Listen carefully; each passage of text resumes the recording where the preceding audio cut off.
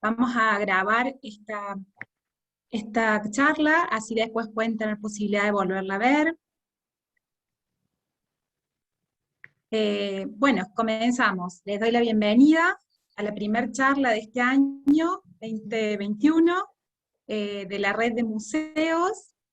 Esta red se creó el año pasado a raíz de, bueno, lo que nos tocó vivir. Entonces decidimos crear una red colaborativa de trabajo en conjunto, de difusión de nuestros espacios.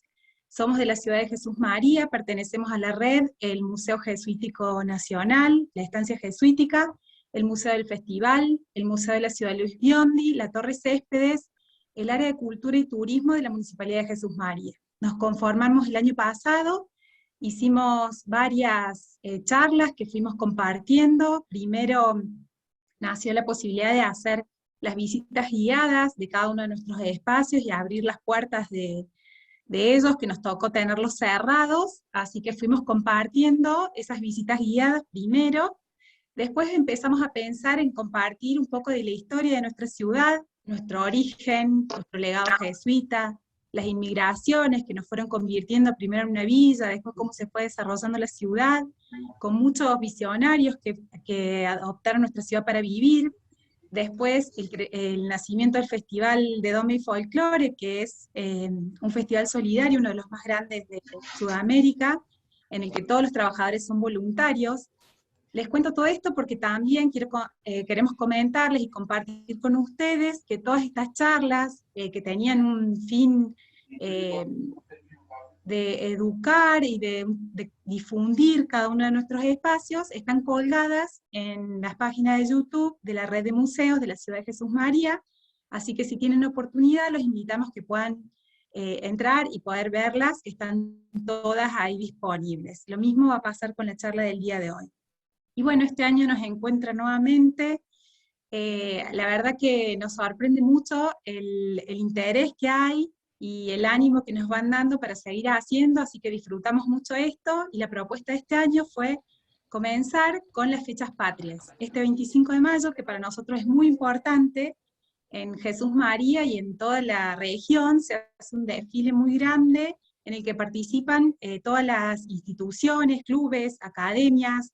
Tenemos la Escuela de Gendarmería también acá, la banda de Gendarmería. Es un desfile muy grande que se hace desde mucho tiempo, y hace 2 años que nos encuentra de esta forma. Entonces pensamos que era una buena oportunidad a iniciar la charla con el 25 de mayo, y después les vamos a ir compartiendo que para cada una de las fechas patrias más importantes tenemos alguna charla preparada. Bueno, la primera, la que nos reúne hoy, trata sobre la Revolución de Mayo, y esta casita, que es un poquito de todos, el Cabildo, hoy la vemos desde adentro. ¿A quién no le ha tocado en la escuela dibujarla o participar de algún acto y sentirnos parte? Por eso creo que es una casa de todos, y hoy nos invitan a verla desde adentro, desde el balcón. Así que les vamos a dar la bienvenida al director, egresado de la Universidad de Buenos Aires, magíster en estudios latinoamericanos de la Universidad de Madrid, la vida, la obra de Ugarte y Barrio y Rodríguez. Es profesor cursado en la Universidad de Buenos Aires y la Universidad Nacional de Arte, en las cátedras Dora Barrancos, Patricia Funes y Julita, respectivamente. Así que bienvenido, Horacio. Va a ser va a estar dividida en partes. En la primera recibimos a Horacio, que va a hacer la introducción a nuestra charla de hoy. Así que los dejo con él. Muchas gracias, Horacio.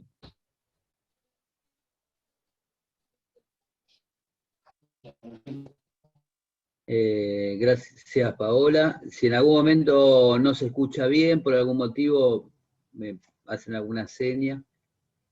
Se escucha perfecto. ¿Se escucha bien? Bueno, gracias, Paola.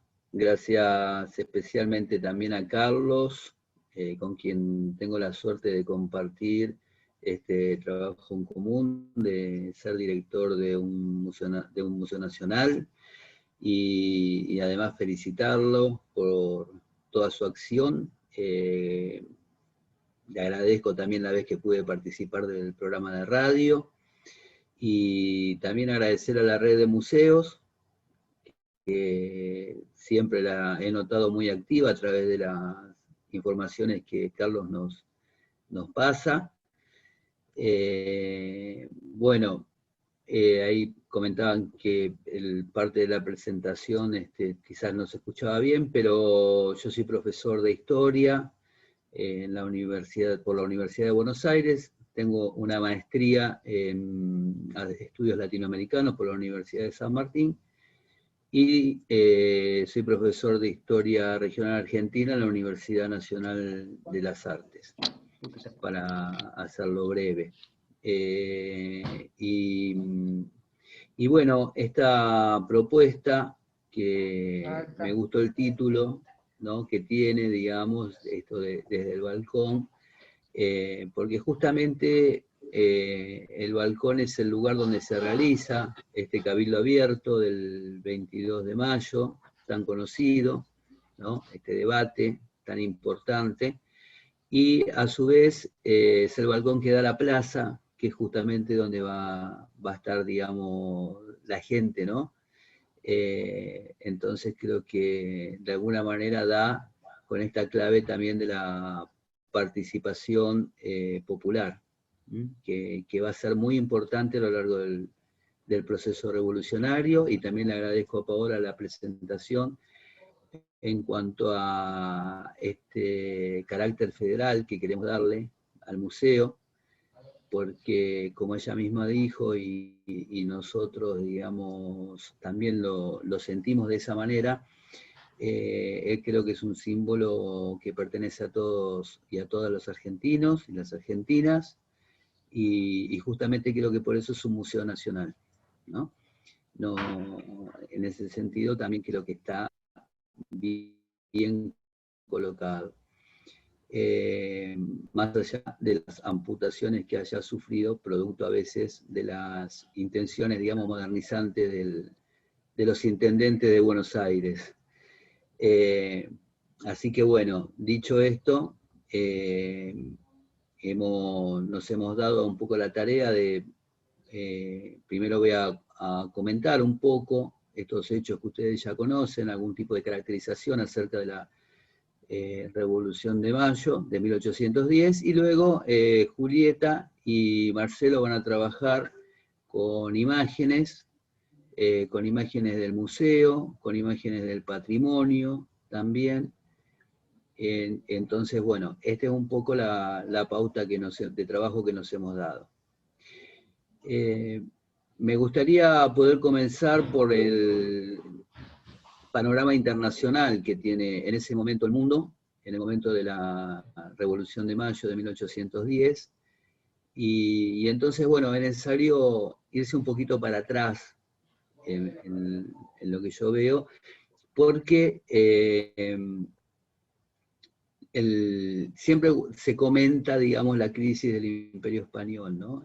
Cuando muchas veces se estudian las independencias americanas, en mi perspectiva, es muy importante darle, digamos, este encuadre, ¿no? Como forma parte de un movimiento continental, la Revolución de Mayo, movimientos que se van haciendo a lo largo del continente, y que de alguna manera empiezan en el extremo norte, con una revolución también victoriosa, que rompe con esta relación de dominio de Europa hacia América, que es la Revolución Estadounidense de 1776, apoyada por Francia y por España, con hombres, con dinero. Se transforma en una revolución victoriosa, rompe, digamos, también el carácter de súbditos, ¿no? Que creo que es importante porque tenía que ver con el orden político que existía en esos momentos.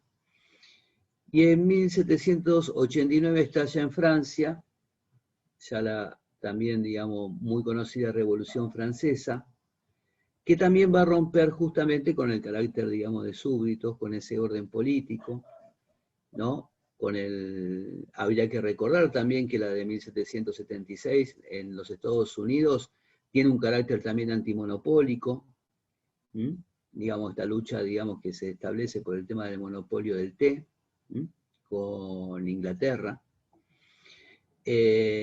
Como les decía, 1789 en Francia, y ese 1789 también impacta en América, porque va a comenzar un conflicto, comienza un conflicto en la colonia más próspera que tiene Francia en América, que es Haití, una colonia azucarera, basada básicamente en el trabajo esclavo, donde los mulatos toman la delantera a partir de la acción de Tomás Louverture. Finalmente, este protagonista va a terminar en Francia, encarcelado, y va a ser ahí donde muera. Pero la lucha en Haití continúa, pedían los mismos derechos que tenían en Francia a partir de la Revolución Francesa, pero los colonizadores no estaban dispuestos a reconocérselos. Por lo tanto, esta lucha se vuelve cada vez más cruel, y en 1804 triunfa la fracción más radicalizada de este grupo, que está propugnando la independencia, y se va a transformar en la segunda revolución triunfante. Tiene también un carácter ejemplificador, en el sentido de que los triunfadores van a prácticamente a matar, digamos, a los que eran, digamos, dueños del poder hasta hacía poco. Y esto va a sembrar mucho miedo también en el continente, ¿no? Va a ser tomado como un mal ejemplo este levantamiento de los esclavos. Mientras tanto, ya, digamos, acercándonos más a Buenos Aires, se produce, a partir de estos conflictos entre las potencias europeas, una invasión en 1806, las invasiones inglesas, 1806, 1807, que posibilita el armado de los habitantes de la ciudad, ya sin distinción prácticamente social, para recuperar la ciudad del dominio inglés. Hay una parte de la ciudad que jura esa lealtad al rey inglés, y entonces se produce una segunda invasión, ya mucho más numerosa, ya verdaderamente un ejército poderoso de 9.000 hombres, que intenta capturar la ciudad, entrando a través de sus calles muy angostas, y se encuentra con la respuesta de la población en combates casi cuerpo a cuerpo, con hombres, con mujeres, con niños, y finalmente se tienen que rendir. Y esto hace que nuevamente siga en ejercicio del poder un virrey, que el virrey, digamos, tenía una jurisdicción mucho más amplia que Buenos Aires, que había sido elegido en la ciudad, digamos, no era como los demás virreyes enviados por el rey. Estamos hablando de Liniers, que después va a tener una actitud, digamos, en contra de la Revolución de Mayo. Pero como símbolo de cómo se estaba dando la política es importante tomarlo, porque ya acá aparece una primera señal, ¿no?, de clara debilidad, digamos, del poder español. Bien, Liniers va a ser reemplazado posteriormente por Cisneros, y también me parece importante mencionar la represión, digamos, que manda Cisneros hacia otro movimiento que había sucedido un año antes, el 25 de mayo de 1809, que es conocido como el Grito de Chuquisaca, ¿no? Un movimiento que tiene características muy similares a las que va a tener después el levantamiento de Buenos Aires, la rebelión de Buenos Aires, que se expande hasta La Paz y que es terriblemente reprimido por Nieto, por Córdoba, por de Paula Sanz. Y esto también nos remite, y disculpen que insista, digamos, enumerando estos hechos, Espero no marear a nadie, pero bueno, sé que ya todos, digamos, tienen un gran conocimiento previo sobre esto que estamos hablando, y entonces me permito, digamos, estos idas y vueltas. Digamos, no podemos olvidar el gran levantamiento que se había producido de la mano de José María Condoncarqui, José Gabriel Condoncarqui, Tupac, más conocido como Tupac Amaru, que también termina siendo ferozmente reprimido. Digamos, esas grandes represiones muchas veces tienen que ver con dejar una señal, digamos, en este caso, digamos, del poder colonial, acerca de cuál podría ser el futuro destino de quien se levantase.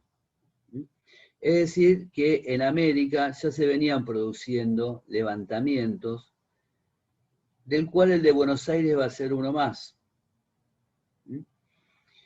Bien, y entonces ahora me voy a permitir brevemente también pasar por lo que sería la Semana de Mayo, esta famosa Semana de Mayo, donde, digamos, el 14 de mayo llegan las noticias a Buenos Aires acerca de la caída de la Junta en España, ¿no? Y este es el último símbolo que tiene el poder español para poder reclamar algún tipo de lealtad hacia la península. Y esto moviliza mucho a los revolucionarios, intranquiliza mucho a Cisneros, por supuesto, que intenta que la noticia esta no se conozca, los habitantes, digamos, no puedan tomarla, pero era algo, digamos, muy ingenuo tratar de que eso no se conociese, y el 18 él mismo tiene que aceptar que no, digamos, que ya no queda una autoridad en la península que pueda reclamar esa lealtad, como decía antes. Y entonces es el momento de los revolucionarios que empiezan a presionarlo para que deje el gobierno. Van a reclamar un cabildo abierto para que eso se discuta. Hay que recordar que el cabildo era una institución restrictiva, ¿no? De ahí no participaban en el cabildo las mujeres, no participaban, digamos, todos las clases subalternas, los grupos subalternos. O sea, estaba reducido a los hombres blancos y que tuvieran una propiedad en Buenos Aires, o que hiciera mucho tiempo que vivieran ahí, y entonces de las 40.000 personas que vivían en Buenos Aires, solamente 450 podían estar invitadas, de las cuales fueron 250. Es muy conocido también la acción de French y de Beruti en estos momentos, repartiendo la famosa cinta que después que van a dar origen, digamos, a estas escarapelas o a esta leyenda acerca de las escarapelas, que tenían que ver con la identificación de quienes claramente estaban con el bando revolucionario, pero me parece que también es interesante señalar ese hecho como una impugnación a que la decisión fuera tomada ante pocos, ¿no? Es decir, iban a decidir un grupo muy reducido cuál iba a ser el destino de la ciudad con respecto a los acontecimientos que estaban pasando. Y de alguna manera, el querer invadir este recinto, el querer, digamos, alterar eso que estaba constituido, era también un cuestionamiento a la decisión de un pequeño grupo sobre todo el resto. El 22 de mayo es este cabildo abierto que, como les decía, se produce en el balcón del cabildo. El balcón del cabildo hoy tiene menos de la mitad, digamos, de la superficie que tenía en ese momento. Por eso a veces, para los que están ahí, es difícil imaginar que tanta gente estaba en ese lugar. Y solamente voy a mencionar, digamos, dos palabras del diálogo entre Loué y Castelli, ¿no? Donde Loué invoca esta autoridad que le da la conquista a España, ¿no? Dice América ha sido conquistada y por lo tanto, aunque haya un español en América, ese tiene que mandar por sobre todo los demás. A lo que Castelli rápidamente le contrasta diciendo que bueno, que si eso era, que ese era un argumento muy estúpido, porque si era así, entonces Francia había, digamos, conquistado España, y por lo tanto cualquier francés tendría que digamos, mandar en España. Bien, el resultado del cabildo, de la votación del cabildo abierto, es esta convocatoria a una nueva junta, digamos, que altere esta relación, digamos, del mando de Cisneros. Pero bueno, Cisneros era un excelente rosquero, y como se diría hoy, y se da la maña suficiente, ¿no?, para darse una estrategia de decir, bueno, vamos a integrar a algunos de los criollos, pero la vamos a seguir manejando entre nosotros la cosa. Y esto provoca la reacción justamente de los revolucionarios y un poco la indignación popular frente a lo que estaba pasando, por lo que se va a realizar un petitorio con 409 firmas, pero aparte, digamos, la invocación, ahí es donde aparece esta firma esto lo tenemos en el museo, las actas, ¿no?, la copia de las actas, justamente, y vemos esos rulos, digamos, muy característicos de la firma de la época, pero entre esos rulitos se puede ver, digamos, donde Castelli dice, bueno, donde French firma en mi nombre y en el de 600 más. No sabemos si eran 600, 500, 400, no importa, digamos, ahí se sigue manteniendo este carácter de legitimarse en función de también, digamos, del pueblo. Y en lo que puedo seguir comentando para ir cerrando un poquito esto, en esta dirección, es que, digamos, cómo pesa la política finalmente, ¿no?, más allá de las anécdotas de algún tipo de amenaza, de algunas bravuconadas. Creo que lo que pesa es esto que en algún momento le plantea Beruti sobre la política. Es decir, tenemos la gente, si la quieren escuchar la podemos traer, ¿no? Ya cuando los debates se extendían y se seguían extendiendo en esta trampita, digamos, rosquera de Cisneros, tenemos la gente si la quieren escuchar, y si no, también tenemos el ejército. Y estas milicias, este ejército, mejor dicho, estos oficiales, ¿no?, del cuerpo de patricios, hay que recordar también que se habían conformado para defender la ciudad de las invasiones inglesas, y que justamente también tenían un carácter popular.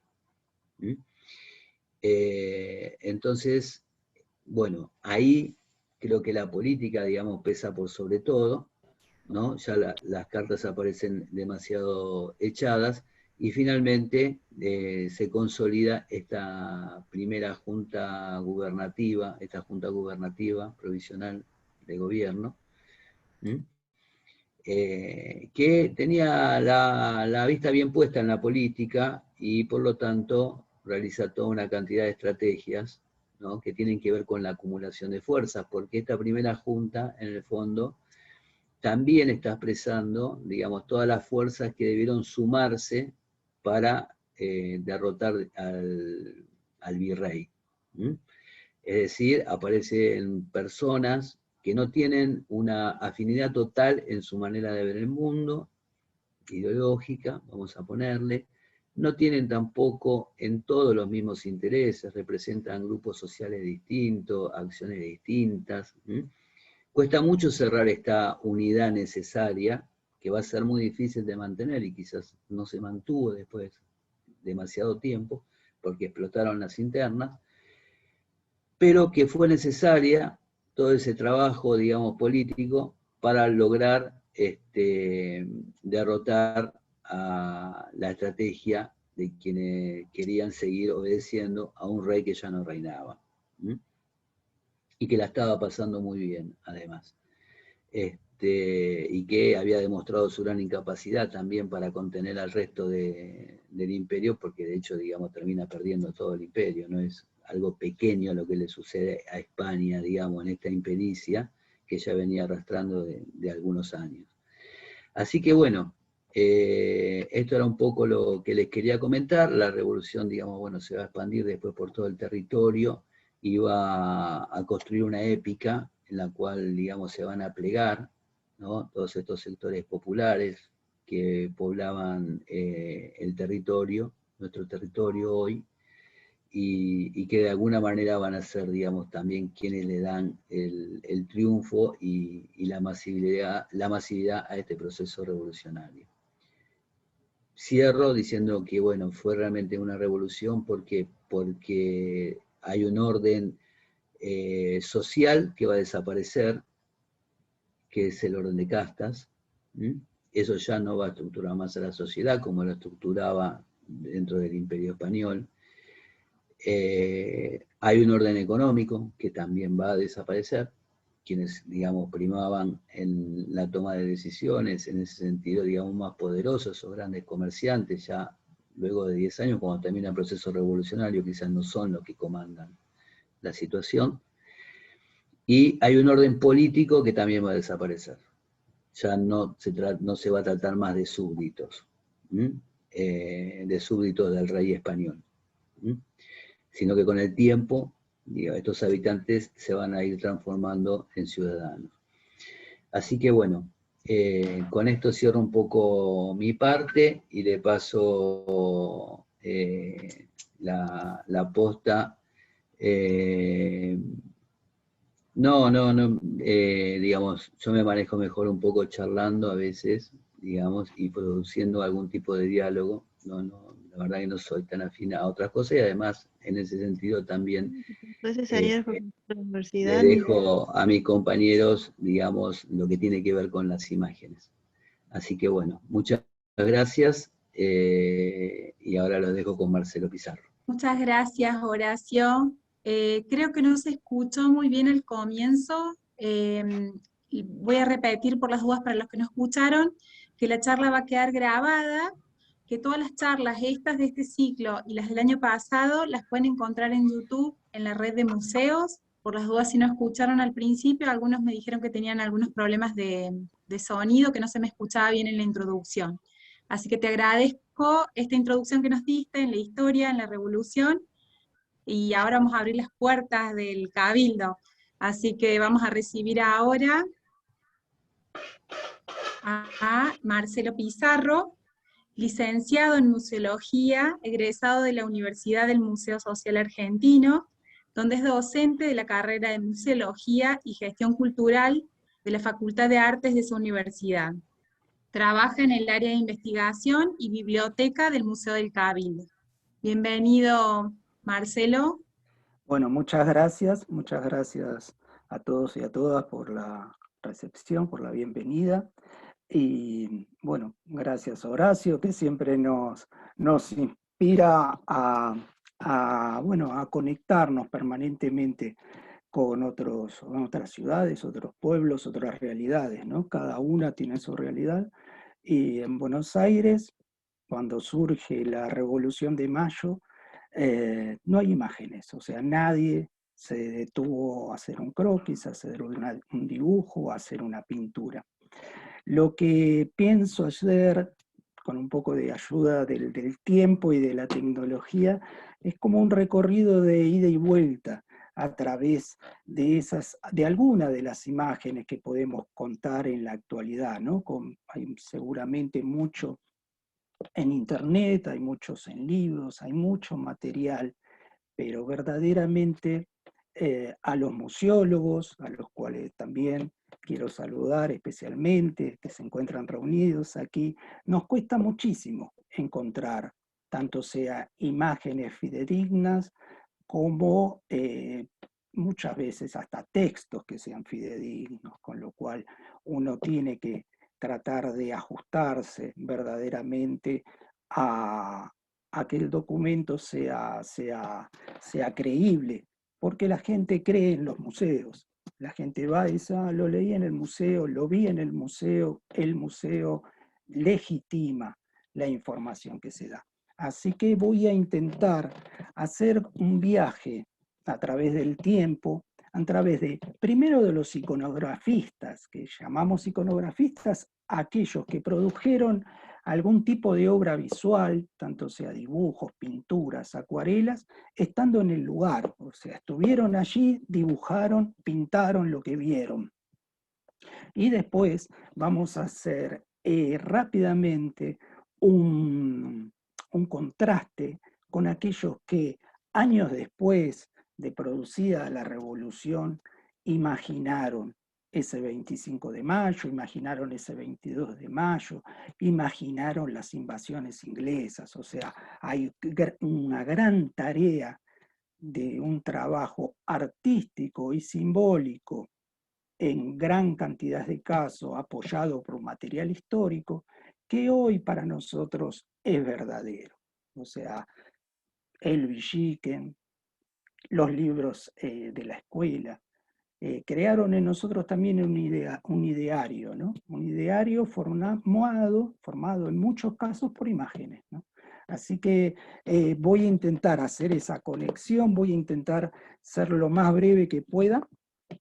Voy a tratar de no aburrirlos y después hacer ida y vuelta, a ver si a veces ustedes también, cuando tienen que contextualizar historias, cuando tienen que contextualizar el pasado, ese pasado que se genera antes de la fotografía, antes de la aparición de la fotografía, cómo podemos llevarlo adelante, cómo podemos contarlo sin caer en falsedades, ¿no? Así que voy a intentar subir un PowerPoint y pasarlo rápidamente y después, bueno, seguiremos charlando. Mi charla es desde lo que se veía en ese primer Buenos Aires, esas primitivas imágenes de Buenos Aires, hasta que llegamos al Cabildo. En el Cabildo vamos a ver brevemente y después Julieta, mi compañera, va a comentar la colección del Cabildo.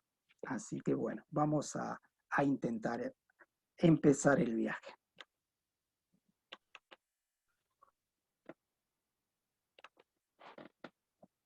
Bueno, ¿se ve? Ahí está. Por lo pronto ya está conectado. ¿Se ve? ¿Me escuchan? Sí se ve, Horacio. Bueno. Perfecto. Este es un trabajo que comenzamos con Horacio cuando teníamos que conectarnos. En un principio nos dividimos, no somos muchos, pero bueno, nos dividimos. Y nosotros hicimos una charla con gente de La Rioja, de Chilecito, un espacio espectacular, hermoso. Íbamos solo a hablar de estas primeras imágenes del Cabildo, o sea, tenía 8 minutos para charlar, ahora creo que son un poquito más, así que le agregué más fotografías, así que bueno. Pero tenía que ver con eso, ¿no? Con que cuando nadie se tomó un ratito para sacar una foto, y uno hace esa pregunta, ¿por qué nadie se tomó una foto? Bueno, en un principio porque no existía la fotografía, pero también pasó que no existiendo la fotografía, hubo gente que se dedicó a hacer imágenes. Ellos fueron misioneros, ellos fueron pintores viajeros, ellos fueron integrantes de expediciones que venían al Río de la Plata, circunvalando el globo en algunos casos, y dejaron estas primeras imágenes, ¿no? Posteriormente, ya en el siglo XIX, algunos artistas ya se quedaron en la ciudad y fueron, gracias a ellos, vamos a ver varios, pero especialmente vamos a ver uno, a citar uno, que fue Pellegrini, que es el que permitió con esas acuarelas que realizó llevar a cabo la reconstrucción o tratar de llevarlo a esa idea de edificio de la colonia, donde habían transcurrido los hechos del 25 de mayo, una vez que ese edificio había perdido completamente su forma original, ¿no? Así que bueno, esa es un poco la idea. Bueno, posiblemente mucha gente relacionada a estas imágenes ya las habrá visto, posiblemente las conozcan. En todo caso, bueno, discúlpenme, las voy a pasar rápidamente, pero con esta idea, ¿no? Esta es la primera imagen que se conoce de Buenos Aires. Buenos Aires es una ciudad-puerto. ¿Qué significa ser una ciudad-puerto? Que rápidamente ingresan y salen desde productos, personas y con esas personas las ideas, ¿no? Esas ideas que van transformando en muchos casos las sociedades y que en las ciudades puerto, por esa rapidez de entrada, salida, ese constante flujo, a veces se realiza más rápidamente, ¿no? Esta es la primera imagen que se conoce de Buenos Aires, es de 1628, se realiza desde un barco holandés, se ve a lo lejos la ciudad, se ve una imagen del fuerte, es una imagen muy preciosa que se conservó en un atlas publicado en el año 1665, que es el Atlas de Bimbungs, en donde estos señores vendían estas imágenes, comercializaban, mostraban estas imágenes de estas primeras ciudades que existían en los lugares más apartados del mundo, ¿no? Así que bueno, esta es la primera imagen que se conoce. Aquí es otra imagen ya de una vista de Buenos Aires. 100 años después podemos ver una pequeña muestra de unas imágenes realizadas por un jesuita. Un jesuita para algunos de origen austríaco, para otros de origen alemán, creemos que fue polaco. Así que este señor polaco, que seguramente muchos de ustedes lo conocen, porque estuvo en Córdoba, realizó obra allí y realizó obra en Santa Fe, fue un jesuita que una vez que la Compañía de Jesús fue expulsada allí por el año 1767, se dedicó a dibujar y a escribir unas crónicas de lo que había vivido en el Río de la Plata. Todos sabemos, muchos sabemos, que estos jesuitas que hicieron una obra para muchos notable en el Río de la Plata y en otros lugares de América, una vez que fueron expulsados, fueron los primeros o fueron como embajadores que contaron lo hermoso que era América, ¿no? Lo que era la población y lo que significaba. Así que estas imágenes de Pau, que fueron recogidas por otro historiador jesuita, Guillermo Furlong, en el siglo XX, y son bellísimas, son centenares de imágenes acompañadas con crónicas que hablan del Río de la Plata, ¿no? Y de Córdoba también. Esta imagen, no sé si la conocen, bellísima, de Florian Pauque, de indios boleando baguales, o sea, es una persona que dibuja todo lo que ve, ¿no? Y que son utilizadas, nosotros como museólogos las utilizamos en los museos, la utilizamos para contextualizar porque Pauque estuvo allí.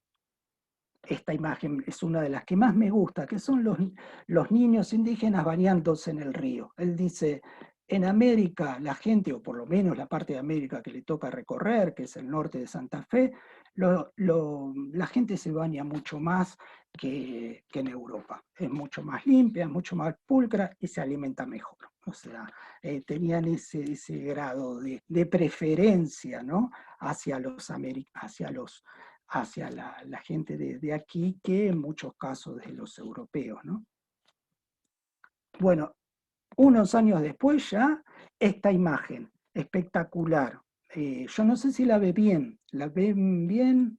Es una imagen muy conocida, es una imagen muy conocida de las pocas que hay de Buenos Aires, ya casi llegando a 1800. Esta imagen la realiza Fernando Brambilla, que es un italiano que venía con otro italiano en una expedición. Se llamó la expedición Malaspina. El rey de España determina, casi a fines del siglo XIX,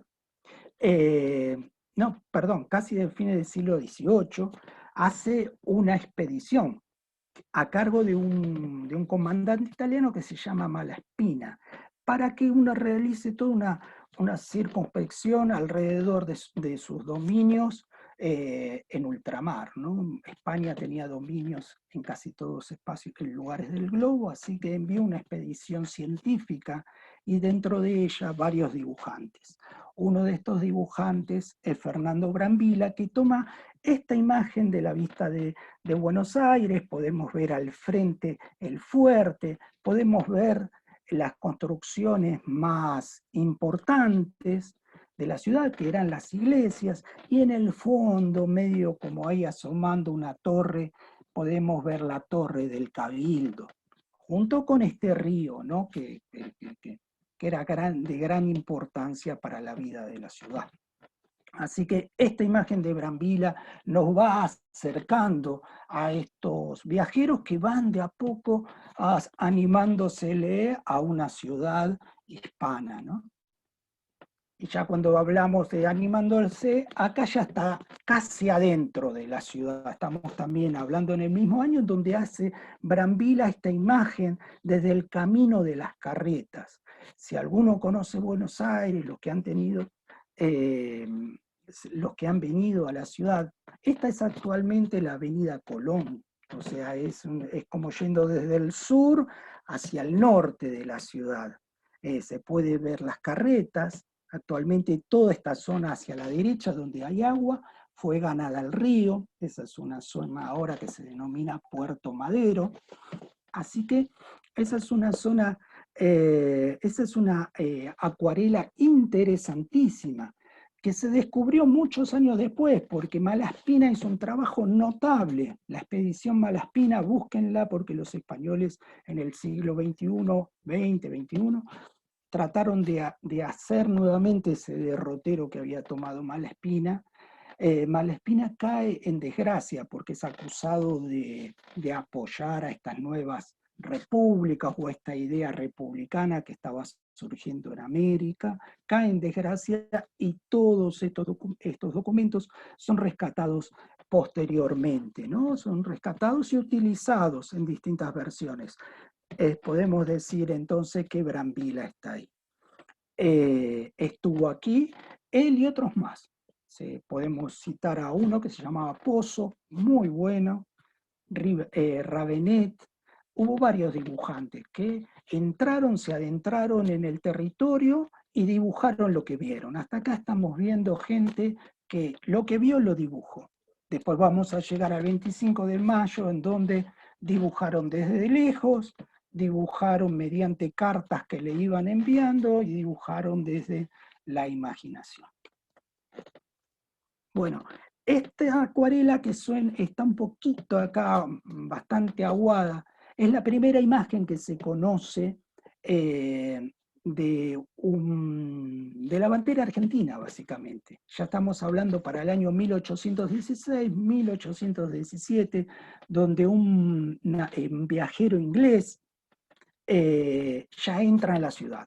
Emeric Essex Vidal se llamaba, entra en la ciudad, la dibuja, la pinta, escribe sobre ella y deja unas crónicas interesantísimas, muy lindas, que se las recomiendo. Y ya él está 6 años después de la Revolución de Mayo, pero está justo en el momento en donde se declara la independencia y la bandera argentina ondea en el fuerte, la bandera de las Provincias Unidas en Sudamérica, ¿no?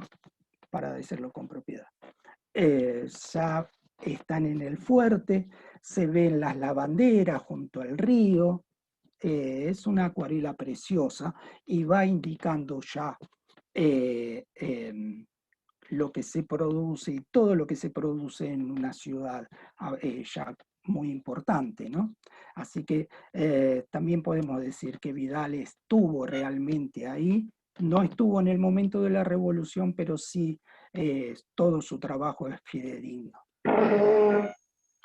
Aquí tenemos otra imagen también de Vidal en la Plaza del Mercado. Estamos hablando también de ya 1816, 17. Él estuvo hasta el 19, hizo todas estas relevó, hizo muchas acuarelas, tanto en Buenos Aires, tanto de Buenos Aires como de Montevideo, y a su regreso a Inglaterra fueron publicadas con mucho éxito, porque también en Europa había una avidez de conocer estas imágenes de este nuevo mundo que ya dejaba de ser propiedad de los reyes de España y de su monopolio, y de alguna manera se iba abriendo, ¿no? Acá podemos ver la plaza del mercado, vemos a un afro llevando un pescado, vemos, porque en el Río de la Plata se pescaba y se pescaba a caballo, todo se hacía a caballo,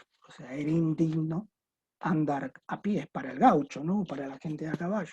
Casi todo hasta se pescaba a caballo. Así que esta imagen de la plaza donde se ve la Recoba en primer término, alguna iglesia detrás, son estas imágenes que bien podrían haber estado, salvo por la bandera argentina, en esos primeros tiempos de 1810, ¿no? Así que bueno, continuamos. Hasta acá vamos, ¿no? Me quedan unos minutos más porque de cada uno de estos autores, digamos, cada una de estas personas que uno va nombrando, ha hecho un trabajo fantástico de iconografía, es decir, de imágenes que bien podemos utilizar en nuestros museos. Esta es una imagen también de Vidal, muy conocida, que está tomada de la Recoba, o sea, de ese mercado que dividía en dos la actual Plaza de Mayo. De un lado era la plaza donde estaba el fuerte, y del otro lado la plaza que se encontraba entre el Cabildo y la Recoba era la Plaza de la Victoria, llamada así por los triunfos contra los ingleses, ¿no? Aquí ya se ve el Cabildo, una imagen del Cabildo, se ve la pirámide de Mayo, que ya se fue construida al otro año de producirse los sucesos de 1810, se ven vendedores, se hacen descripciones interesantísimas. Continuamos y vamos a parar acá con los iconografistas, con Pellegrini, ¿no? Yo ya les nombré que Pellegrini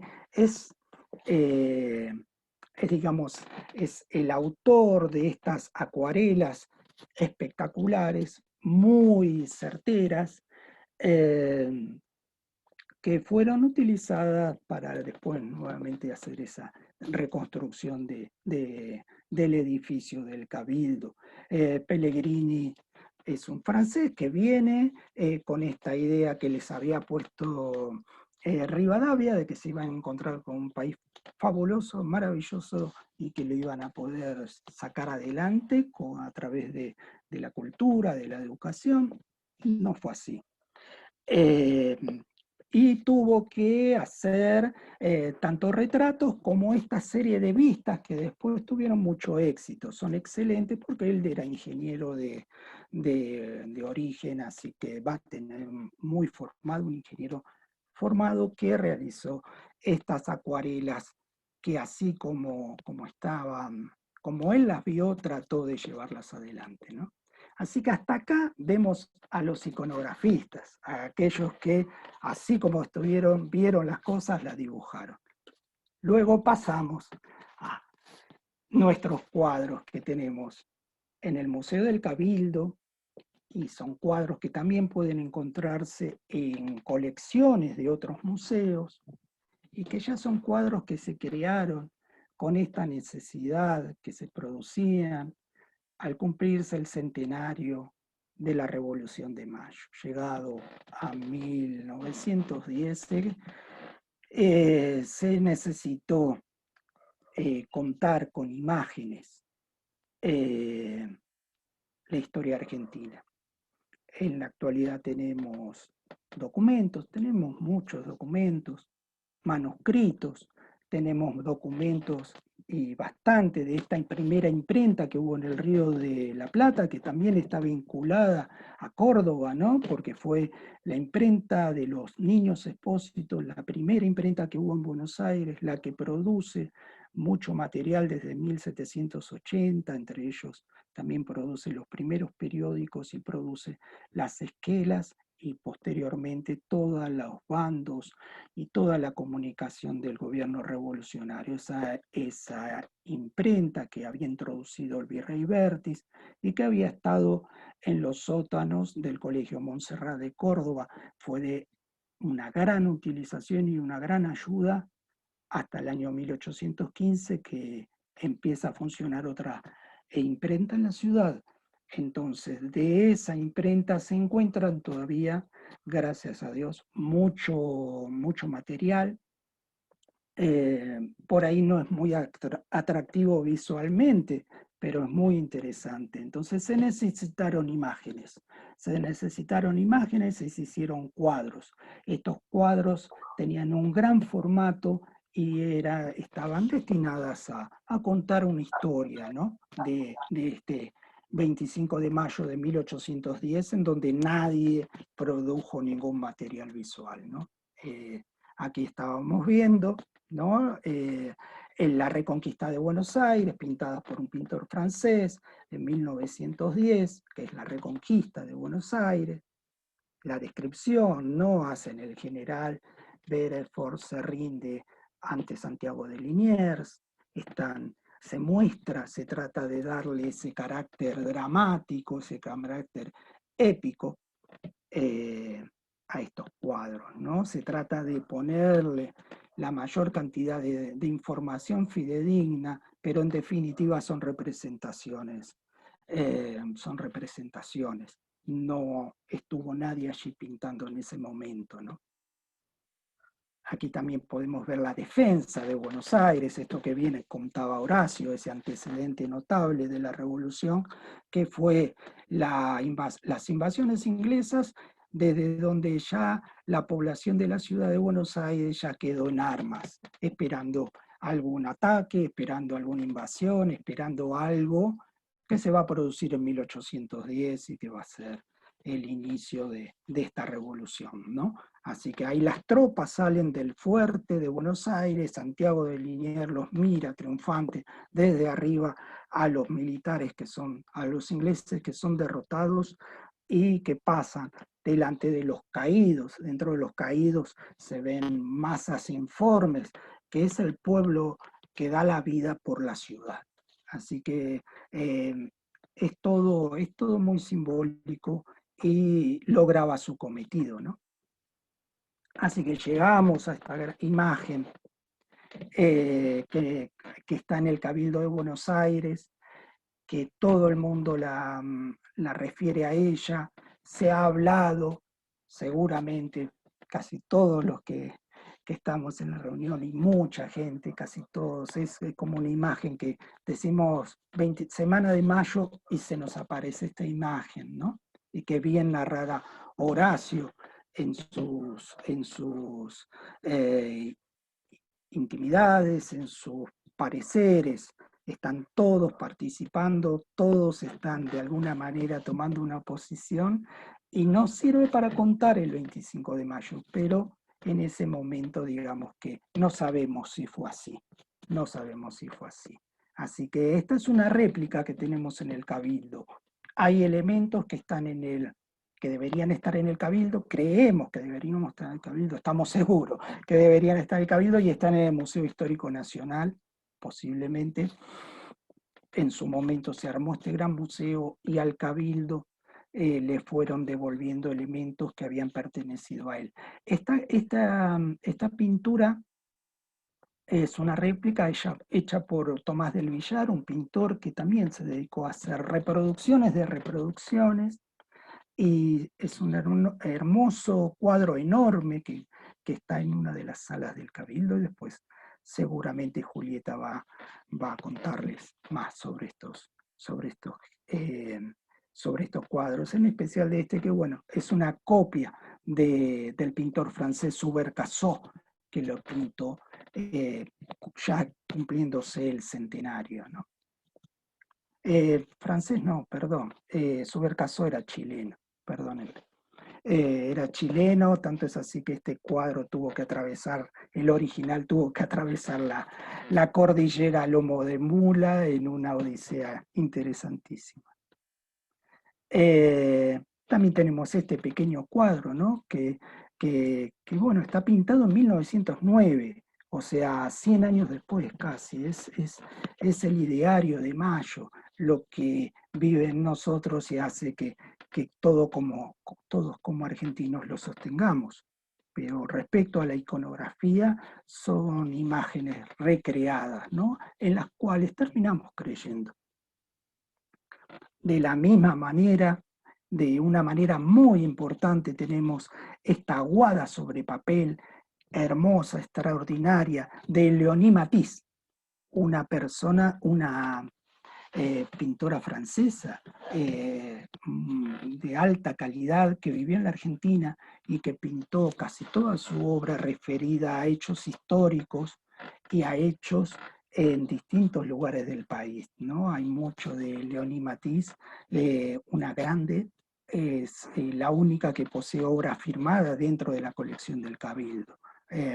Así que bueno, Leonie también ha visto este 25 de mayo de una manera bellísima, ¿no? Con la gente acudiendo al Cabildo para ver de qué se trata, para saber de qué se trata, ¿no?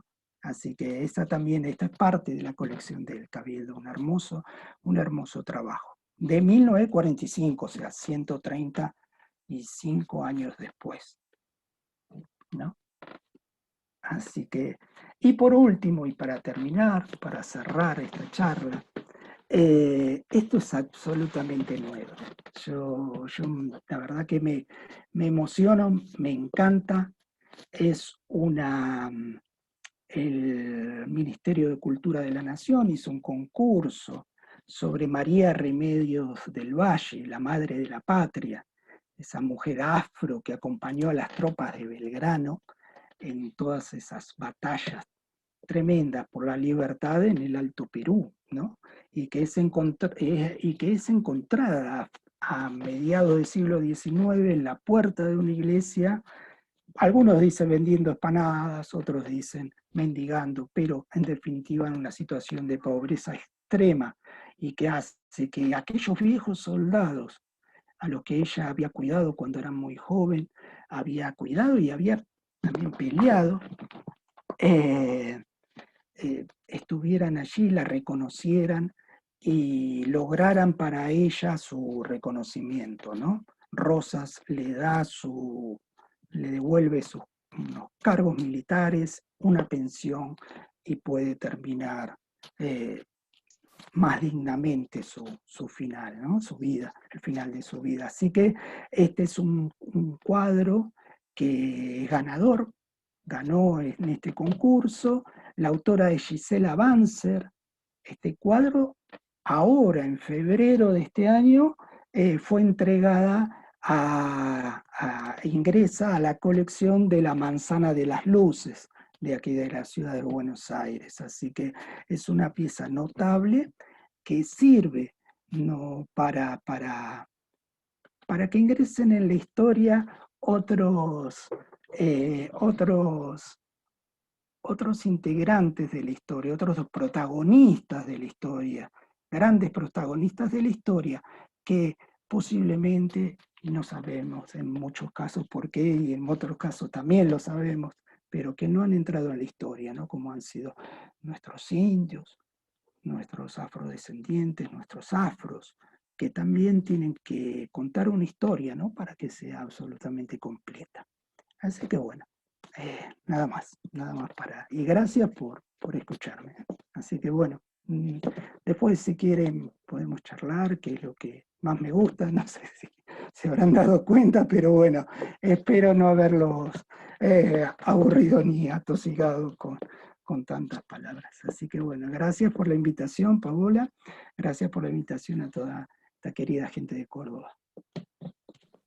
Gracias, Marcelo. Gracias por las imágenes y por habernos narrado la historia completa a través de ellas. Así que muchísimas gracias por eso. También están los agradecimientos en el chat para ambos disertantes, los que estuvieron hasta ahora. Lo que sí les recordamos que las preguntas que quieran hacer las pueden ir escribiendo en el chat, o vamos a tener un momentito después al final para que puedan transmitírsela a los disertantes.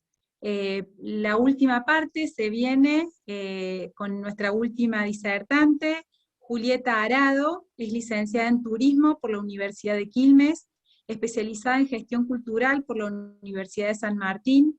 Trabaja hace 10 años en el Museo del Cabildo como guía, y es la responsable del área de gestión cultural. Le damos la bienvenida a Julieta, y ella nos va a hacer un recorrido por el interior del museo. Muy bien, Paola, muchas gracias. No sé si me escuchan bien, me está atento ahí al chat. Veo que están Perfecto, como muy activos. se escucha muy Me bien. encanta. Perfecto. Verán que yo soy guía de turismo, así que a mí me gusta mucho contar las anécdotas, ¿no? La parte, lado B, algunas cosas, lo oscuro a veces uno le dice. Me asombró nada, la charla de Horacio, que siempre me pone un poco ahí en el clima y en el contexto donde estamos, y de Marcelo, que sí que es un fan de la iconografía y de la historia. Yo a veces paso horas escuchándolo, imagínense, lo tengo por suerte de compañero, así que pasamos horas, ¿no, Marce? Charlas y charlas bueno, de lo que es la historia, ¿no? Porque nunca termina. Uno cree que a veces escuchó todo y de repente te encuentran en una historia y te quedas ahí colgado, como quien dice. Pero bueno, esta es muy breve. Yo sé que estamos todos con hambre, así que no les voy a entretener demasiado.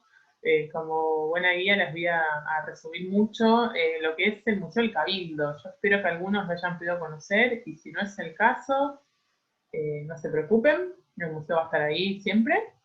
En pandemia, bueno, no lo podemos abrir, a veces sí, a veces no, pero siempre va a estar ahí el Cabildo para ustedes, así que tanto de ir a visitar Córdoba y hacer turismo nacional, el Museo del Cabildo siempre va a estar ahí para ustedes.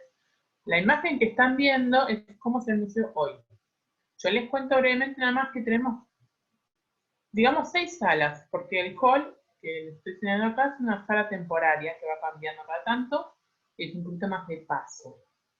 Pero tenemos una sala que cuenta de qué era el Cabildo, cómo funcionaba, como consultito Horacio, de qué se trataba, y una sala tecnológica que cuenta con unos cuadros móviles que les voy a mostrar, un poco las historias de los que vivieron en esa época.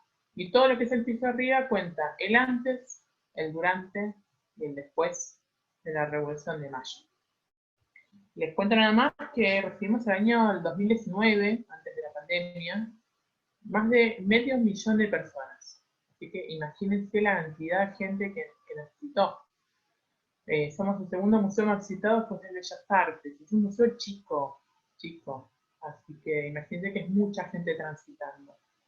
Les digo el número exacto: 438.253 personas, según la estadística hecha por nosotros en el 2019. O sea, antes del COVID y toda la historia que nos vino lamentablemente después. Hicimos 34 presentaciones, incluyendo obras de teatro, presentaciones de cursos, presentaciones de libros y demás, ¿no? Así que bueno, el Cabildo engloba un montón de cosas. Más allá de la efeméride de mayo, engloba un montón de historias del pasado y del presente. Así que si esto no se me cuelga, vamos a la siguiente filmina. Esta es la primera sala, espero que la estén viendo bien, de cómo se ve el museo hoy. Esta es la primera sala, que se llama Cabildo Institución, le decíamos. Es una sala que nos cuenta de qué es el Cabildo exactamente, porque mucha gente viene, muchos turistas sobre todo, vienen y nos preguntan qué se supone que es este lugar. Piensen que la catedral, como decía Marta, está frente acá del museo, entonces muchos piensan que esta es la iglesia y la catedral es el Cabildo, y es la confusión. Porque ninguno tiene una cruz, es como tienen columnas o arcadas, presta la confusión. Pero bueno, esta es la primera sala que nos muestra el Museo del Cabildo y nos cuenta un poquito de qué se trataba. Tenemos unos cuadros de unos señores muy serios que nos sonríen, porque les cuento un poquito un secreto que mucha gente pregunta. Bueno, no existían los dentistas en esa época, entonces mantener toda tu dentadura y las cuestiones de higiene eran complicadas. A la hora de retratarse no creo que nadie quisiera sonreír. Pero bueno, estos caballeros muy serios, muy bien vestidos, que nos muestran cierto estatus, ¿no? De cómo se presentan, con libros en las manos, con plumas en las manos. Eran los cabildantes, que eran los que trabajaban acá en el Cabildo. Ellos se elegían el primer día de cada año, el de enero, y eran los encargados de mantener, digamos, el orden en la ciudad. Bien como dijo Horacio, los cabildos, bueno, eran los encargados de de un montón de cosas. Eran como una municipalidad, así que se encargaban de los impuestos, recibir quejas, resultados de juicios, eran la policía, eran el calabozo. Así que está este baúl que ven acá, que es un arca concejil del siglo XVIII, era básicamente un armario o un archivo, quien quiere decir, para guardar papeles importantes, las actas del cabildo. Si algún día quieren conocerlas, van al Archivo General de la Nación, en la provincia de Buenos Aires, en la capital, y piden ver las actas del cabildo. Creo que Marcelo ha pasado ahí horas de diversión, leyendo resultados de juicios, ¿no? Quejas de los vecinos. ¿Quieren que les cuente una curiosidad de qué se quejaban los vecinos en la época colonial, en la época que éramos colonia española? ¿De qué se imaginan? Que los impuestos eran muy caros, eran muy altos y la gente no los podía pagar. Bueno, acá hay una pava para tomar el mate, como ven tiene un agujerito que es la pava de hornillo, donde se ponía el carbón, y un poquito más atrás están las escribanías que eran para escribir, que venían con las plumas, los papeles, ¿no? Que decían mucho de tela, que se disolvía en un ácido que era muy tóxico, se prensaba y se hacía papeles para escribir. Esto que estamos viendo es la segunda sala, que es el calabozo, es irónicamente la sala más chica, pero es la que a veces más visita a la gente, me atrevo a decir un poco por el morbo, ¿no? De esta cosa de una cárcel. Y bien entran, empiezan los chistes de me porté mal, ya estoy en la cárcel, ¿no? Yo sabía que iba a terminar en la cárcel, bueno, todos esos chistes que se prestan. Curiosidades. El crimen más cometido, por lo que la gente terminaba más en estos calabozos, que les cuento, continuaban en la parte del patio, de lo que es el patio del Cabildo, del museo. Esta es una especie de sala de espera. Acá sabemos, algunas salas que tenemos dudas, realmente de saber qué función cumplían, pero esta sala es realmente una sala calabozo. Acá la gente esperaba la sentencia y bueno, cuando era ya confirmada, eran enviadas a todo lo que es la parte de los patios, ¿no? Separados hombres y mujeres. Los crímenes más comunes que se imaginan que puede llegar a ser los robos. Los robos era el crimen más repetido y el ítem más robado, falta de teléfonos celulares de hoy en día, era la ropa. La ropa era muy cara, piensan que no había shopping, no había lugares donde se hacían ropas en confección, ¿no? En serie, sino que se hacían a medida para cada persona, entonces más vale no olvidarse un saco o un piloto en algún lugar porque era ítem de los ladrones, ¿no? Para llevarse. Hubo varias denuncias de robos, incluso de Castelli, que le han robado su piloto en la entrada del Cabildo, que lo ha dejado pensando que había un portero, bueno. Entonces vemos que es el ítem más robado que la policía intenta descubrir, o los alcaldes de hermandad, vecinos de hermandad, que funcionaban algo así como policía de calle, controlaban, pero bueno, era un poquito difícil de seguir el rastro, ¿no? de los ladrones, sí. Ahí veo que Zuli dice, sí, todavía hay impuestos que ladrones. Bueno, yo me animo a decir que hay una frase que todos conocemos, creo, que dice que la vida es cíclica, ¿no? El que no aprende el pasado está condenado a repetirlo. Un poquito creo que nuestra historia va para ahí, pero no nos vamos a amargar. En el calabozo hay historias muy, muy curiosas que si un día ahondamos, si quieren, a charlar sobre ellas. Por lo pronto, también se van a la cárcel, bueno, había muchos casos de asesinatos también, no pago de impuestos, y curiosos casos eran los inquietos, en el caso de los vagos, ¿no? En ese momento se no obedecían las leyes, no era útil a la sociedad, el cabildo condenaba a estas personas y las encerraba por un tiempo hasta que sean corregidas en actitud. Que podía significar que recibían castigos físicos o que estuvieran un tiempito en el calabozo. Para las mujeres, dato curioso, éramos encerradas y éramos de contestar demasiado a las parejas, o éramos infieles, ¿no? Por suerte los tiempos han cambiado un poquito. Ahí Zuli también, bueno, se puede discutir en cuanto a medidas de castigo, acá se arma el debate y nada, no nos vamos a meter por esos caminos. Esta es una sala que nos cuenta, son unos cuadros vivos que se mueven literalmente cuando uno entra a la sala, tiene un sistema automático y cuando uno ingresa empiezan a moverse y cuentan su historia. Ahí estamos Marcelo y yo, respectivamente hablando un poquito sobre, bueno, estos cuadros. nos cuentan el pulpero, nos cuenta un poquito su historia de que él no podía hacer ingresar a cualquier persona a su local, las pulperías vendían todo tipo de artículos varios, desde tabaco, alcohol, velas, y él cuenta que, bueno, él, debido a las prohibiciones del cabildo, las restricciones, no puede dejar entrar a cualquiera, por ejemplo, los mestizos, como había dicho Horacio, Marcelo, en cuanto a lo que son las clases, ¿no? Las castas, o los esclavos, y él por meterse en problemas por permitir este tipo de cosas, ¿no? Pero que bueno, en la ley dice unas cosas, pero en la práctica él sabe que se pueden hacer otras. Entonces, a veces dice que se juntan, se pueden jugar a las cartas, o hacer unas apuestas, o bueno, hay intercambio de prendas, porque bueno, el efectivo no es moneda corriente. Con respecto a lo de los cuadros, que preguntan por ahí Milagros, sí, Lili, son televisores. Y cuando tiene un sistema como de movimiento, cuando uno entra a la sala, se activan, y es un sistema que dura más o menos 7 minutos y hablan entre sí, los cuadros. Después hay un esclavo, sin andar demasiado. Hay un esclavo que cuenta que la verdad la pasa realmente mal, que no tiene ningún tipo de derechos, que él sabe que hay cosas que transcurren y que suceden, pero que él no puede tener acceso a ellas. Una lavandera que está ahí, al costado del pulpero, que ella también pasa todos los días a la orilla del río, lavando ropa de otras familias más pudientas, y que bueno, ella se entera de noticias, hablando con otras lavanderas, pero no tiene acceso, digamos, a las fuentes de información oficial, ¿no? Y las que no se ven, por ahí está la dama colonial, que ya cuenta que, a pesar de que es de clase alta, como se diría, no tiene acceso tampoco porque es mujer.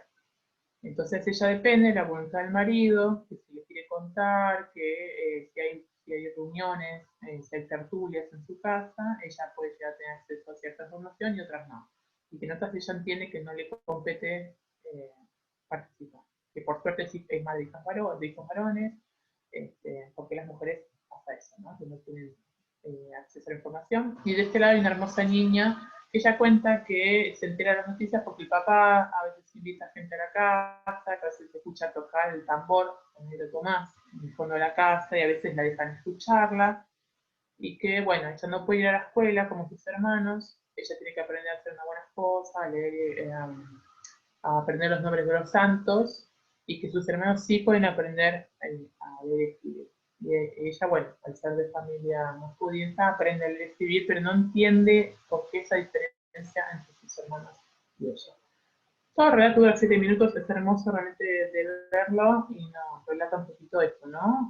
Todas las limitaciones que tenían, los accesos que tenían las personas que vivían en esa época. Por supuesto, todo es un imaginario, ¿sí? Esto está basado en lo escrito en esa época, pero bueno, no es que nadie en esa época realmente se sentó a escribir, sino que todos se crearon un imaginario más hacia lo que es el centenario de la Revolución de Mayo, como estos cuadros que estamos viendo acá. Esto es todo el piso de arriba. Estos cuadros se los mostró Marcelo, así que no voy a andar demasiado. Estos son todos imaginarios. Es decir, en ese momento, al final de la Revolución de Mayo, o de las invasiones inglesas, nadie se sentó a pintar estos retratos, que quietos se los voy a retratar. Entonces se pintaron para 100 años después. Pero después del centenario de la Revolución de Mayo, que se buscaba crear una imagen, ¿no? Buscar una iconografía, una historia que contar, de quiénes y de quiénes no. También, entonces, bueno, se buscan estos hitos en la historia que nos hagan resaltar o que uno sienta que nos forman como sociedad. Por ejemplo, las invasiones inglesas o la Revolución de Mayo, algunos próceres, Juan Belgrano, Moreno, San Martín. Y también se dije quienes no. En este caso, pues, bueno, los esclavos, ¿no? Las mujeres. Y son historias más difíciles de contar también. Y este es el piso de arriba, cuando uno sube aproximadamente 31 escalones, para que sepa, y accede al piso de arriba. Esta es la sala capitular, que es la sala del medio, me está viendo, y este es el cuadro chiquitito de Leonie Matisse, que nos mencionaba Marcelo hace un ratito, esta pintora que nos retrató lo que es la Plaza de Mayo el día de hoy. Ahí se ven los estrados, esto es una réplica, porque los originales no se conservan. Pero la idea de esta sala, que esté un poco más vacía, es darle esta importancia a la sala donde juró la primera junta, ¿no? Que no hace falta llenarla de cosas, sino que es un espacio para disfrutar y sentir. Mucha gente cuando entra a esta sala se pone a llorar, o se tensa, uno lo ve como, ¿no? Cambia la postura de repente, como que es una sala especial y particular. Muchos de los cuadros son del siglo XX, ¿sí? Ahí está el cuadro que te mencionaba, había mostrado Marcelo, de Leoni Matiz, de la Plaza de Mayo, y los cuadros de la Junta, esto es obligado de la escuela. De hecho, mi sobrina, Elune, que la adoro, estaba volviéndose loca por esta semana con los cuadros de la Junta. Me llamaban, decía, tía, ¿quiénes son? Bueno, son algunas cosas que algunos son más conocidos que otros, pero bueno, todos más o menos los recordamos, ¿no? De nuestra época escolar. Desde Saavedra, ¿no? Moreno, Belgrano, acá tenemos a Paso, los voy a mencionar todos, Alberti, Castelli, acá está Fuénaga, y por acá tenemos a Domingo Mateo y a Juan Larrea con su cuadro chiquitito. Les cuento una curiosidad, estos cuadros se pintaron para el siglo XX, es decir, menos el de Saavedra, que es del siglo XIX, quiere decir que todos se pintaron posteriores, es decir, ninguno posó para este cuadro, todos habían fallecido ya para cuando se pintó. Lo que pasa es que algunos de estos cuadros están basados en cuadros más, donde ellos están posados, por ejemplo el de Saavedra, tenemos el Camafeo, que son cuadros chiquititos. ¿Se acuerdan que muchas mujeres lo tenían colgado acá en el cuello, se abría, y tienes la imagen del hijo y de la esposa o del esposo generalmente? Entonces, muchos de estos cuadros están basados en base a estos pequeños camafeos, ¿sí? Después, curiosidades de objetos que tenemos este Gil de Castro, que ha pintado a San Martín. Gil de Castro, recordemos, es un pintor peruano muy importante de la época, y lo ha retratado San Martín en 1818, cuando estaba en Chile. Les dejo una trivia, a ver si alguien se anima a contestármelo en los comentarios. ¿Qué edad se imagina que tiene San Martín en este cuadro, cuando lo pintaron? ¿Cuántos años piensan que tiene San Martín cuando posó para ese cuadro? Le doy un premio, lo aplaudo a quien averigüe. No les voy a decir, hasta que alguien tiene el número, y si no al final se los digo. ¿Cuántos años tiene San Martín en este cuadro pintado en 1818? Ahí les tengo una pista importante. Cuando lo pintó el pintor peruano Gil de Castro en Chile. Ahí van tirando, hay 33, 28, poquito más, poquito más. Bien, tenemos, mientras leo ahí los comentarios, tenemos un... No, 19 años es muy jovencito. No, un poquito, bastante más. Ahí les digo cuántos años tiene, Daniela ahí casi le pega. Bueno, les voy a decir, tiene 39 años en este cuadro. ¿Ven? Sepan que los cuadros estaban pintados también para buscarles pareja y eso. En este caso San Martín ya estaba casado y demás. Con Remedios, después con Marcelitas. Tiene 39 años en este cuadro. Después tenemos esta lámina que está hecha de oro y plata, que es un regalo que se le dio a Cabildo para las invasiones inglesas, que se pasó durante una semana por la ciudad. Está colgado en una de las salas que tenemos del museo. Y esta imprenta, que es una imprenta portátil, lo que llamaríamos una impresora, básicamente. Esta es una réplica que hizo nuestro compañero Manuel Cesio, que es un restaurador de madera, excelente conservador de los objetos del museo, y literalmente se usaba para imprimir, ¿no? Se bajaba la palanca y con los tipos móviles se hacían impresiones de las hojas, pero no sabía la importancia, ¿no?, de transmitir la información. Y para terminar, no abrumarlos demasiado, les dejo la vista de lo que es el Cabildo, del balcón del Cabildo, en el lugar obligado para todos los turistas que vienen. Algunos vienen, suben y dicen, voy al balcón. Vienen directamente a este espacio donde se ve muy bien la Casa Rosada al fondo, bueno, tienen una buena postal de lo que es la ciudad de Buenos Aires. Así que espero realmente que en tiempos no pandémicos podamos recibirlos a todos ustedes y darles una buena bienvenida y un lindo recorrido que realmente gusta, y hay mucha historia, muchos secretos más escondidos en el país. Gracias, Julieta. Ojalá que sí, que pronto podamos ir a visitarlos. Bueno, no sé si hay preguntas que quieran aprovechar esta oportunidad para hacerles. Sí, no sé si Analia tenés algunas preguntas que hayan anotado, y si no pueden abrir sus micrófonos y aprovechar la oportunidad para hacerlas ustedes mismos. ¿Pregunto? Perdón. Sí. Pregunta. Soy Rolando de la Asociación Sanmartiniana de Resistencia. Buenas noches, mucho gusto. Gracias por la invitación y una maravilla todo lo que acabamos de compartir. Una pregunta que Julieta mencionaba, quizás la pregunta va dirigida a los historiadores disertantes anteriores, ¿no? Ella mencionó los alcaldes de hermandad. yo recuerdo como primera figura policial, digamos, de la ciudad. La pregunta mía es esta. ¿Esa figura del funcionariado del Cabildo como alcalde de Hermandad ya vino con la colonia, con la conquista, o fue posterior en la ciudad de Buenos Aires? Como génesis de lo que después es la Policía Federal, ¿no? Porque la Policía Federal conmemora 4 siglos de historia, pese a que es del siglo XX la policía como institución, pero ellos toman los alcaldes de Hermandad. Por eso quiero preguntar, si era una figura que ya vino con la conquista institucionalizada o se creó aquí. Rolando, ¿cómo estás? Disculpa ¿cómo está, estimado? Brevemente.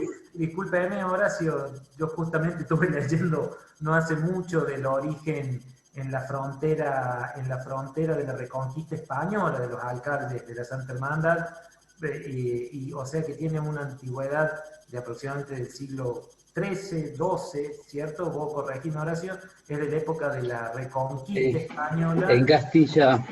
Castilla, efectivamente. Sí. Gracias. Sí. Perdón, Horacio, Sí. ibas a hablar. No, al contrario, Carlos, si querés seguir comentando, comentalo también. Me parece que todos vamos a aprender de ese comentario.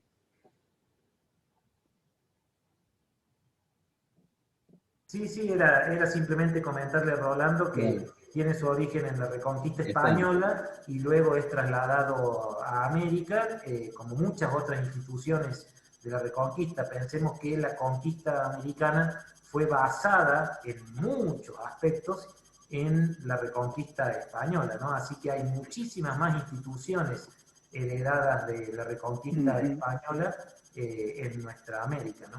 Perfecto, gracias. Sí, Sí, como bien dice, perdón. En el mismo Cabildo, ¿no? Digamos, representa de alguna forma esa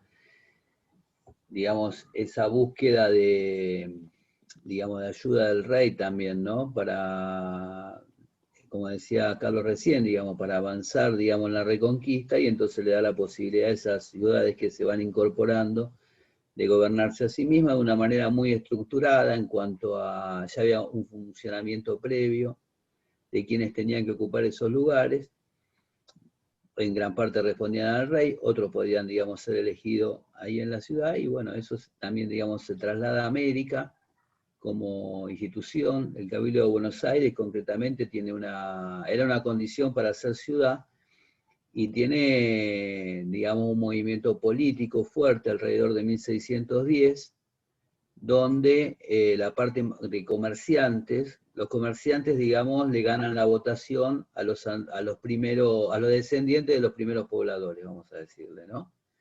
Que se van teniendo que correr un poco hacia la campaña, y así como una treta del momento, ¿no? Cuando también querían castigar a alguno, que vamos a suponer que vivía en Cañuelas o que, digamos, estaba un poco más lejos, se había tenido que ir, bueno, se lo nombraba con algún cargo en el Cabildo, y como no lo podía ejercer, de hecho, porque tenía que decir vivo muy lejos, no llego, bueno, tenía que pagar una multa. Entonces era una forma, digamos, también de hacer alguna maldad con alguno que tenían entre cejas, vamos a decir, ¿no? Pero bueno, es una institución interesante, como si nosotros también, así como antes decía, bueno, que es evidentemente una institución restrictiva, y que la gente se da cuenta, ¿no? Esto de French, de Beruti, digamos, no es que les pasa desapercibido, que no forman parte de las decisiones. La República Francesa, que se establece en 1789, también es, digamos, no, es algo que está, digamos, el voto censitario, como se dice muchas veces.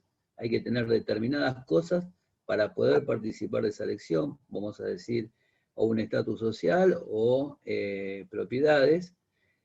Y la misma democracia griega, también, digamos, los ciudadanos no participaban todos, participaba un grupo reducido que tenía, digamos, el estatus de ciudadano, la mayor parte estaba por fuera también de la decisión. En ese sentido, comparte con muchas instituciones esta cuestión que, si bien, digamos, decide a través de ciertos mecanismos selectivos, sigue siendo restrictivo. Perdón, que me fui por otro lado, perdón. Teníamos una pregunta de Marcela. Dice, ¿cómo se afrontó o se trata el tema de accesibilidad para cualquier persona que pueda visitar y recorrerlo aún en la planta alta. Sí. Bien, me toma el experimento un poquito mi equipo y contesto. Hay un área de accesibilidad en el museo que trabaja hace un par de años. Esto incluye desde el programa de lengua de señas para los videos que tenemos.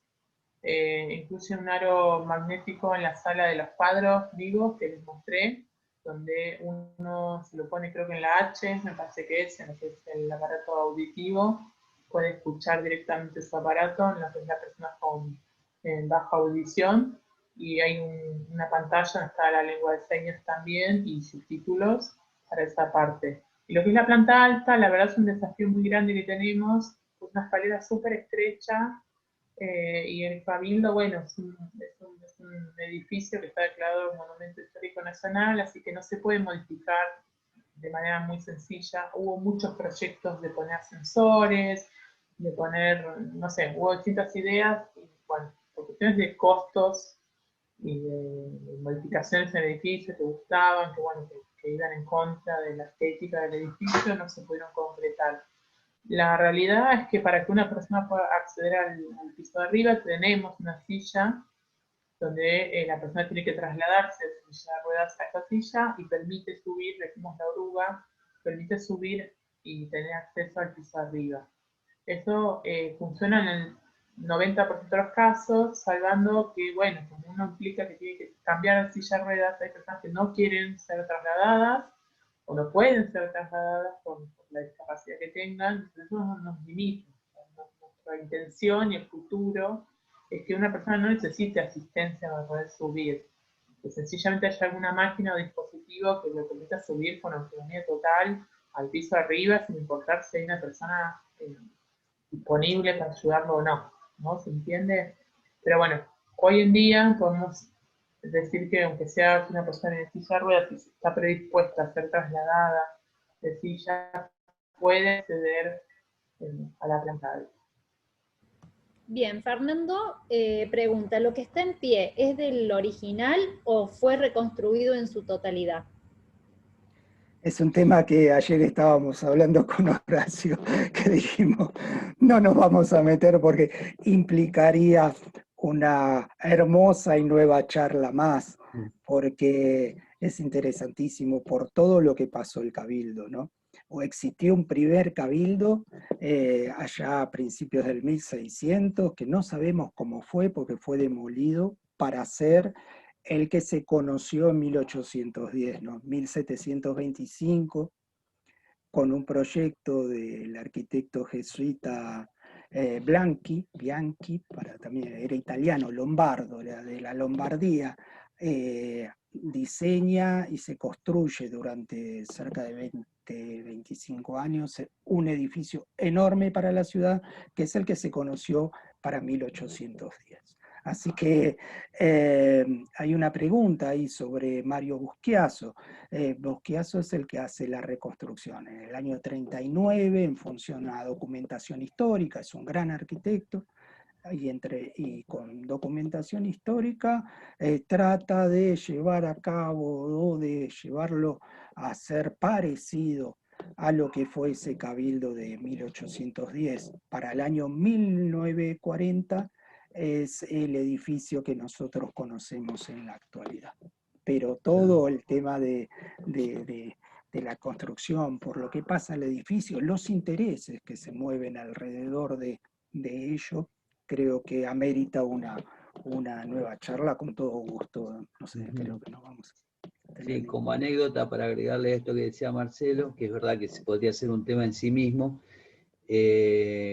en el año 30, bueno, ustedes saben, digamos, se produce este golpe contra Hipólito Yrigoyen, y el intendente que es nombrado por Uriburu, le parece una excelente idea demoler todo el cabildo, pues le parece que es muy viejo todo, entonces, bueno, demolerlo, y eso origina una reacción entre la gente que está en contra, tiene que terminar siéndose el intendente, y ahí eso da motivo a toda una década donde aparece este cuidado, digamos, esta atención nuevamente sobre el patrimonio histórico, la Comisión Nacional de Patrimonios, convertir al Cabildo en un monumento histórico, en un museo posteriormente, y esto que contaba bien Marcelo sobre la reconstrucción, pero bueno, tenemos los cimientos originales sobre los que se está excavando, sobre el ala de Diagonal Sur, en este momento, y los otros es muy improbable que estén porque, bueno, ahí construyeron la Avenida de Mayo, el subte, etcétera. Fue muy removido, pero bueno, los originales los tenemos, están a la vista, los cimientos originales del museo. Bueno, no sé si alguien quiere hacer alguna pregunta. Yo Sí, revisé en el chat. Sí, Buenas noches. Buenas noches. Bueno, ¿qué tal? Teresita Gutiérrez, Hola, licenciada en Teresita. Museología de Salta, del Cabildo Histórico de Salta, así que compartimos varias cosas en común. Simplemente, bueno, primero felicitarlos, los tres tuvieron brillantes, hermosa disertación. Me encanta este espacio de poder hablar lo que más queremos. Quiero comentar una pinceladita, porque como salteña no puedo dejar de contar esto. En su momento, Salta del Tucumán, que era la provincia del Virreinato, conformado con Jujuy, que acá tengo mis alumnos jujeños, y con Tarija. Y bueno, Salta es la primera en salir al frente y decir, vamos a acompañar a esta revolución, y bueno, ¿y quién es el personaje central? Martín Miguel de Güemes, para agosto, el 22 de agosto de 1810, organiza toda una partida hacia la quebrada Humahuaca. Entonces, en Salta ciudad, un grupo de cabildantes, ¿no es cierto?, que lo deponen al gobernador intendente en ese momento, y consiguen el apoyo de las tropas de Buenos Aires. Hay todo un movimiento norte hacia acompañar la Revolución Libertadora de 1810. O sea, ahí está, bueno, las simientes de un federalismo que por suerte nos permitió hermanarnos y formar esta preciosa nación de la cual podemos ser los ciudadanos actualmente. Así que ese es un detallito nada más. Y de nuevo, felicitaciones, y a los organizadores, muchas gracias por esto. Gracias, Teresita, Gracias. por tu intervención, y nos das pie para comentarles que la próxima charla que tenemos es sobre Belgrano y sobre Güemes en el norte grande, así que los esperamos para el 25 de junio, nuestro próximo encuentro en este ciclo de charlas que hemos preparado para este año, así que los vamos a esperar a todos. Vuelvo a agradecer a Horacio, Marcelo y a Julieta por habernos acompañado, a la red de museos, por haber creado esta idea de compartir con ustedes un poco de historia de nuestro país. Así que si nadie más tiene preguntas para hacer, volvemos a agradecer a los disertantes y quedamos a disposición de ustedes para las necesidades que tengan. Tienen nuestro correo, se pueden inscribir ahí de nuevo para la próxima charla. Y les recordamos que también va a haber una certificación para los que participen de todas, así que después se los vamos a estar enviando. Muchísimas gracias por la participación.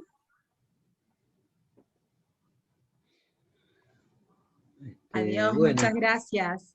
Gracias a ustedes, la verdad que para nosotros es una oportunidad excelente para poder conectarnos, comunicarnos. Te agradezco mucho, Carlos, le agradezco muchísimo a la red de museos y felicitarlos por todo este trabajo que hacen, y nuevamente agradecerlos por esta posibilidad de enriquecernos con esta charla.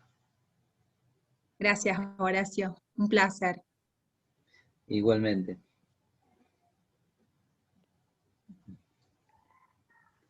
Les recordamos, antes de que se retiren, que si quieren volverla a ver a la charla, va a estar subida en la red de YouTube de la red de museos.